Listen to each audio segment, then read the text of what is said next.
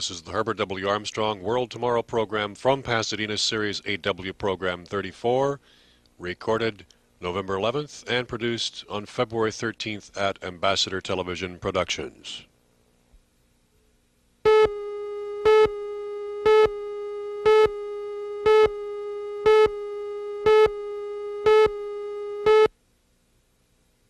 I wonder if you realize that the most difficult and the most important by far of anything that God can create or ever has is holy, righteous character. And I wonder if you realize that is something that even God himself cannot create. That's something that God instantaneously, by himself, simply cannot create. The World Tomorrow. The Worldwide Church of God presents The World Tomorrow with Herbert W. Armstrong.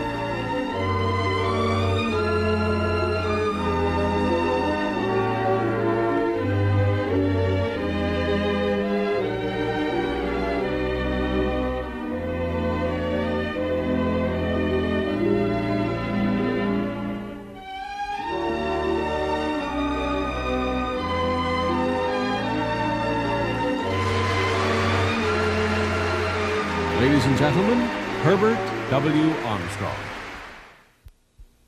Now, character of that sort is the ability in an independent, separate entity or a living being that has intelligence and mind, ability to know, to have knowledge, ability to think and reason, ability to come to conclusions and make decisions. And one who is independent and who has what we call free moral agency. He can think for himself.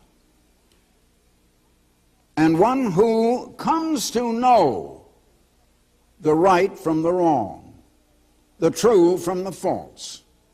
And even though in his own human nature it is a pull for the wrong, he will choose and do the right.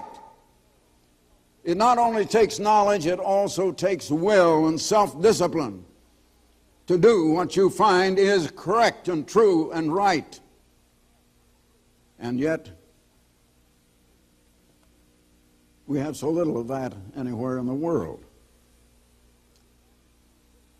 However, that is the greatest thing and the most difficult thing to create that God has, and God cannot do that alone. For instance, the real purpose of humanity being on the earth is to create that kind of holy, righteous character.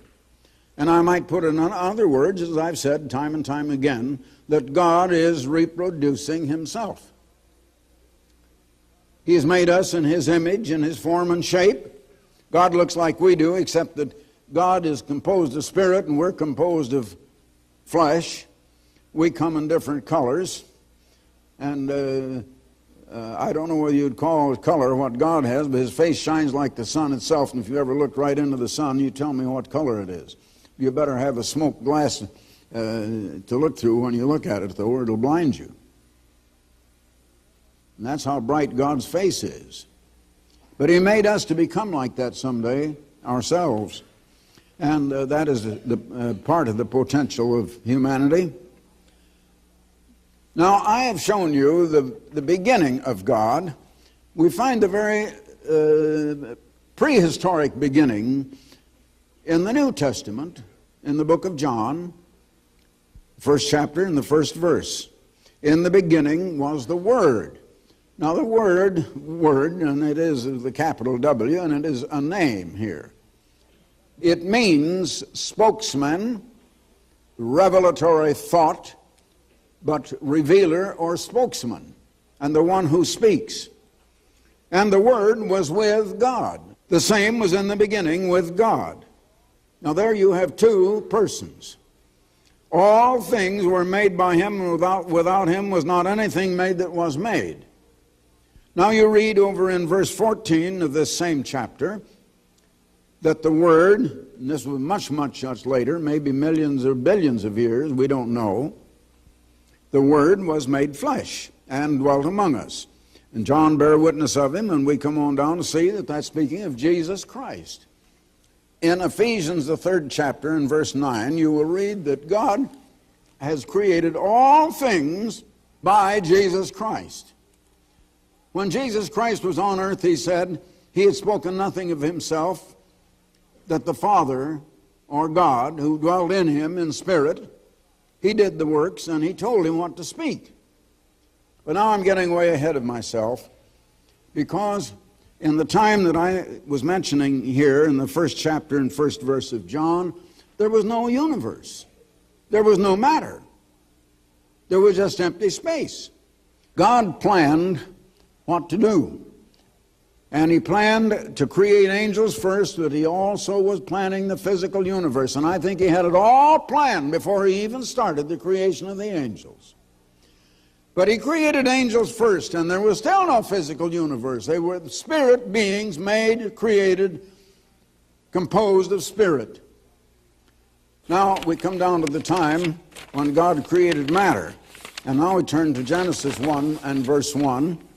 In the beginning, God created the heavens, and that is plural as Moses wrote it in the original Hebrew language, and in most translations into English, and the earth.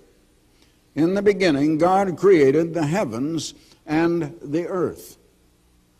There is a point in how God creates, and science can't tell you this, and there is no church and no religion that will tell you, because they gloss over, and they have access to the same book where you can get this knowledge, and it's all here, but they have glossed over it all these years and centuries, and you will never hear it from any religious denomination.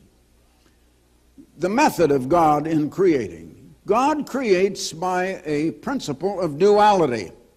There is a first stage of creation, but it isn't complete. Then there is a second phase that completes the creation. Now I compare that quite often to unfinished furniture. I have a few pieces in my home here in Pasadena, and they're very nice pieces, but they were just plain raw wood when I bought them in an unfinished furniture store. Now sometimes you can get very high quality, very fine furniture, but it isn't finished, and consequently you buy it for a great deal less, but you have to finish it yourself. I didn't finish myself. I had it done, however. I would have done it myself, only I'm not skilled in that sort of thing. I'm more skilled in trying to expound to you the truths that you need to know. Herbert W. Armstrong will return right after this message. You're invited to learn more about these important issues through the pages of Plain Truth. This international journal of understanding comes along every month with a penetrating analysis of world news in the light of Bible prophecy.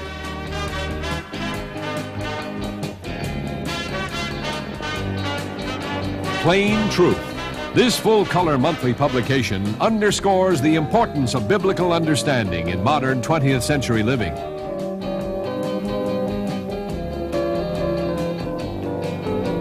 Your subscription is free of charge. There is no cost or obligation. Call this toll-free number, 800-423-4444. That's 800-423-4444. The Plain Truth, a magazine of understanding. God created the earth. He did not create it in its completeness, but he created it with all the facilities for creating, but he created matter. Now the matter in the earth consists of so many different components and elements. For example, there is living matter that we would call organic matter, inorganic or dead matter that is not living, like rock and stone, and so on. But there is a certain life in soil, else how would it be that when you plant seeds that something springs up and grows when it gets rain or water? and it grows out of the ground. And everything we have comes out of the ground, and it was all put here in the first place. Now, there are so many things. We even have nuclear energy, and that comes it was in the earth, but it wasn't formed yet into the form of nuclear fission, as science has done at the original creation. So, the creation of the earth and of the other planets of our solar system, like Mars and Jupiter and Saturn and so on, in our own comparatively little solar system. It's so vast that it would almost break your imagination to try to understand it. They were all unfinished at the beginning. And this earth was not finished. Now, as I say, God had created angels first. And the creation of angels was not finished. Wherever God creates, it's the principle of duality. Now, the one thing, as I mentioned a while ago, that God is trying to create, above all, and not trying, He's doing it, is holy and righteous character. As I say, that's something that God alone by Himself cannot create, and something cannot be created instantaneously by fiat. Simply cannot be. And the angels were not created complete. In other words, that character was not formed in them, and until that character was formed in angels, their creation was not complete. God created them all but that. Now, He gave them minds, He gave them knowledge.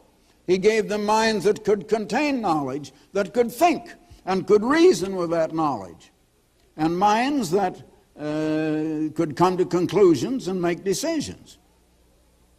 God also instructed them and gave them the way of life. That is His law. So He gave them a government. Now we read over here, I would like to have you turn to Job 38. So he says, where were you, Job, when the morning stars, and the stars you will find are a symbol of angels in the first chapter of the book of Revelation, when the morning stars sang together and all the sons of God shouted for joy. The reason the angels shouted for joy, this was to be their home, their abode. And they were to have the job of completing the finishing touches of this earth, of making it more beautiful. Now, it was beautiful as far as it went. And God beheld all that He had made. You'll read back here in Genesis, the first chapter. God saw everything, the last verse, that He had made, and behold, it was very good, not very bad. It was perfect as far as it went, but it was not completed. And God intended the angels to complete that creation. And instead of doing that, now in order to do it though, first let me explain this. In order to do it, He set over them a government. And that government was based on His law, which is a way of life. And that was to keep them together, to keep them in teamwork and all working together, instead of fighting against one another, and so that they could accomplish it. But it was also a way of life, and it's a way of life based on the principle of love. Now, love is outflowing. It's not something that's coming in towards you that you're getting or acquiring. It's something, it's giving. It is an outgoing, loving concern for others. And a concern for others of your own kind, other humans for us, equal to your concern for your own welfare and your own good. If you have that love of God, you are just as much concerned for the good, the welfare, and everything that is good for your neighbor as you are for yourself, and whether you know that neighbor or not, any other human being. Now, of course, love to God goes even farther. That is not, it's adoration of God in worship, but and reverence, because God is the one who gives us life in the first place. He is the creator. He is the one who designed the most marvelous mechanism ever made, the human mind and body. And God is the one that we owe everything to. We love God by obedience and realizing He is the great giver of all. And that every good thing comes from God, but no evil comes from God. Herbert W. Armstrong will return right after this message.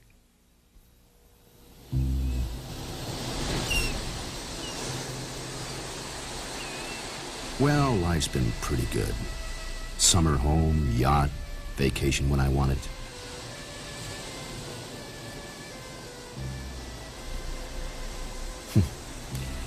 Some little kids sure spend a lot of time with that. Too bad they never last. Yeah, a lot of things are like that. The kids are grown now, and Sandy and I aren't getting any younger. Is this all there is? You can know the answer to this age-old question, why were you born? To request your free copy, dial direct 800-423-4444. That's 800-423-4444.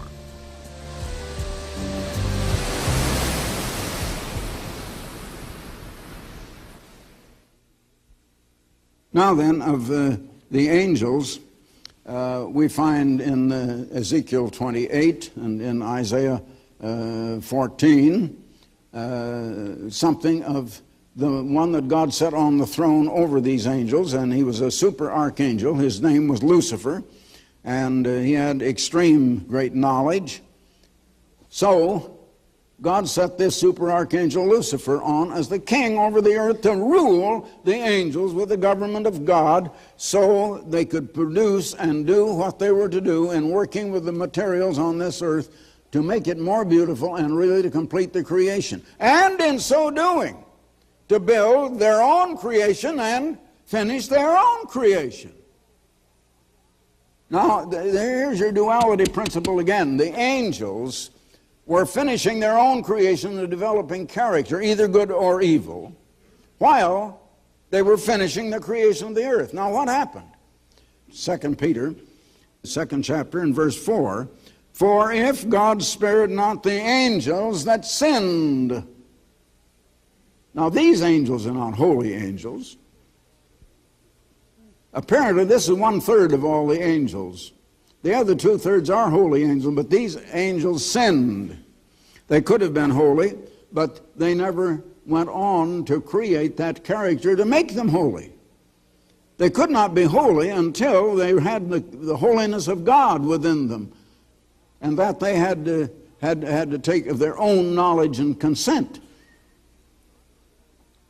God spared not the angels that sinned, but cast them down to Tartaru. Hell is the wrong translation here. It isn't the kind of hell that most people think of at all.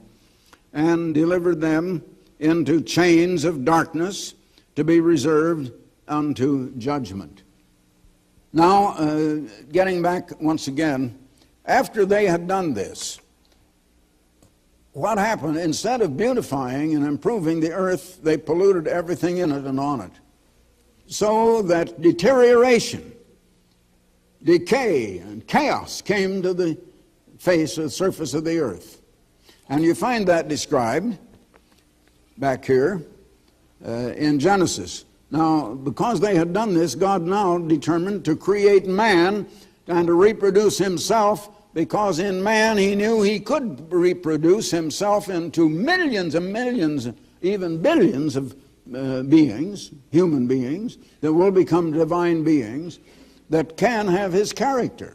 And it's the most marvelous thing you ever heard of, just such a program and such a plan as God has made to do it. The verse 2, "And the earth became, or was, without form and void." It says was here, but the same Hebrew word is translated became in other places here in this same chapter.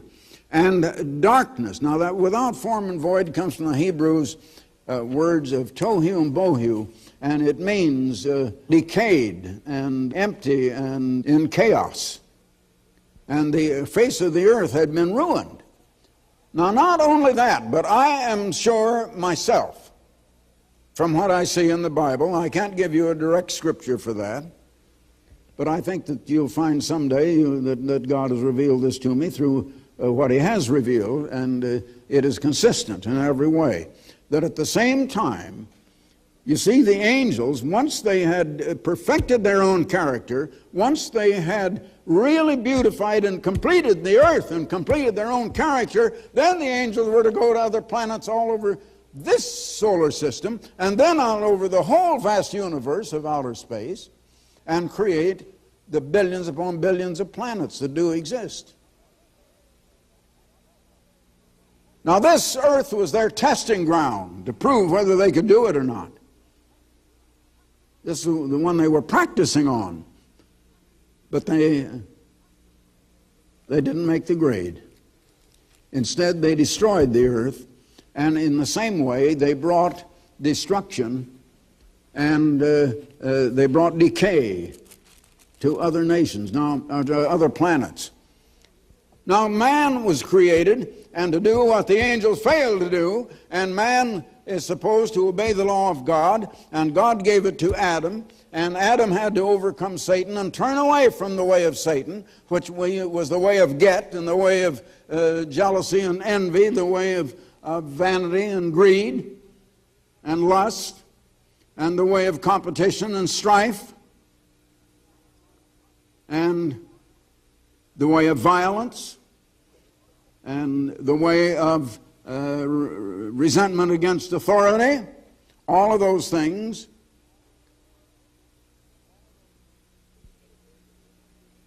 And this Lucifer turned his angels to the opposite way of resentment,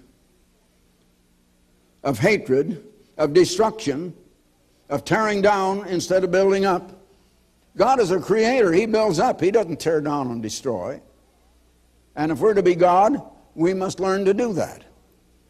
Now, God in 6 days remade the face of the earth. I've read that to you many times from the 104th Psalm and verse 30. Thou sendest forth thy spirit, and they are created, and thou renewest the face of the earth. God has renewed the face of the earth after the angels brought it into a state of decay, and He renewed it now for man.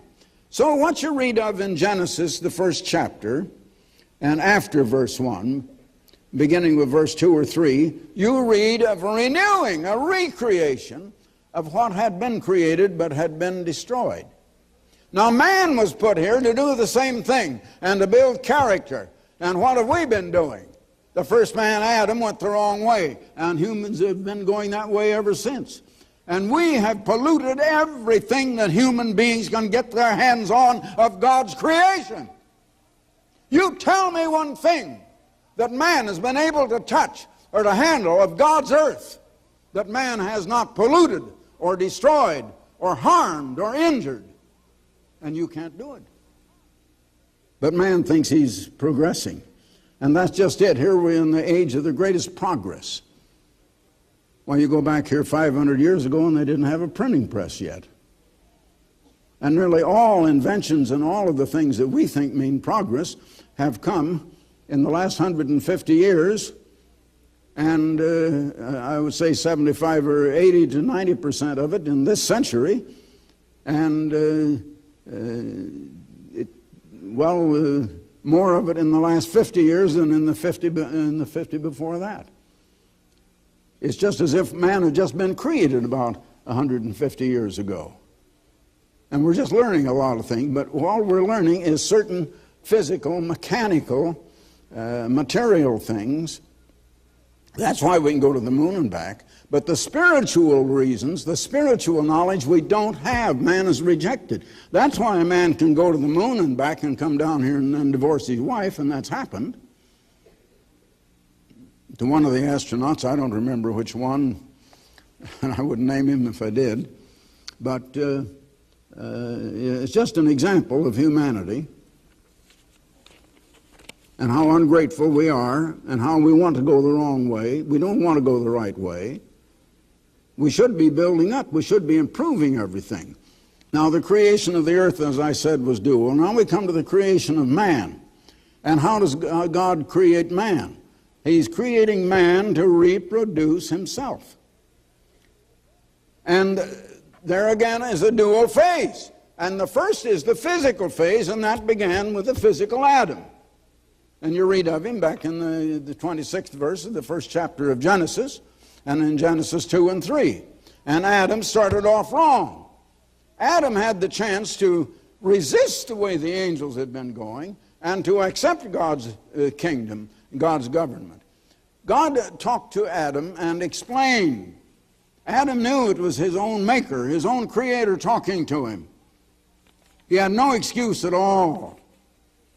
He didn't let Satan get near him until after God had given him all the real knowledge. But also, God intended that Adam must reject Satan's way as well as accept his in order to qualify. And he could have replaced this Lucifer, who became Satan.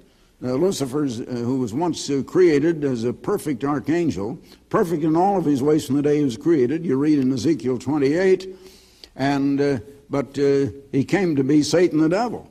And that was all his own doing, because the character, as I say, God can't build that alone. You have everything to do yourself, primarily to do with the building of your own character. Now, you alone can't do it either. You have to have God's help. But God will give you the help if you want to do it. That's why you were put on earth. The purpose of angel life was to build that character. The purpose of human life is to build that kind of holy and righteous character, and that is simply going the way of the law of God, and the law of God is the foundation and the basis of the government of God, and because of what the angels had done, the government of God was removed from this earth. And so the government of God is not on earth. But now he put humans on earth to build that character, and we have the chance, just as the angels did, but we're not doing it. We're going the same way they did. And but I said a while ago that God pronounced this sentence of being cut off from him for 6,000 years. Now that 6,000 years is just about up. It's going to end in our present living generation. And I would guess that 2/3 to 3/4 of all of you people listening to me now are going to live through this time, when this present world is going to be over. That doesn't mean the destruction of the earth. The world is one thing and the earth is something else. The earth is the planet we live on. The world is the system of society that man has built on that planet. And that system of society is rotten. It's filthy.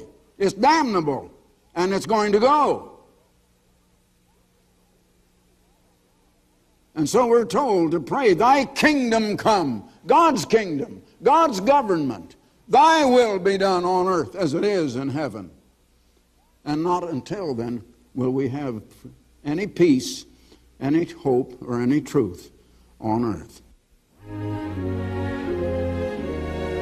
For the free literature offered on this program, write Herbert W. Armstrong, Pasadena, California, 91123. In Canada, Box 44, Vancouver, BC. Or in the continental United States, you may call this toll-free number, 800-423-4444. That's 800-423-4444. In California, dial direct 213-577-5225. The preceding program and all literature were produced by the Worldwide Church of God.